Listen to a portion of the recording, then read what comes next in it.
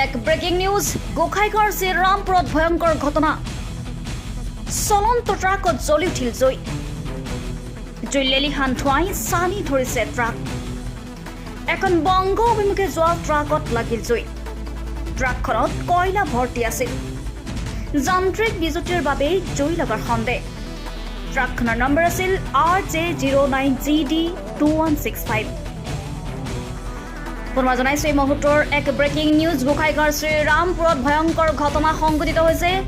চলন্ত ট্ৰাকত জ্বলি উঠিল ডাও ডাওকৈ জুই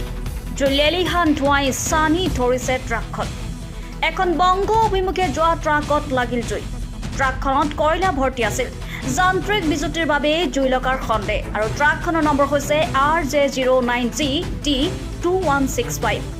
নিউজ ডেস্ক নিয়মীয়া খবৰ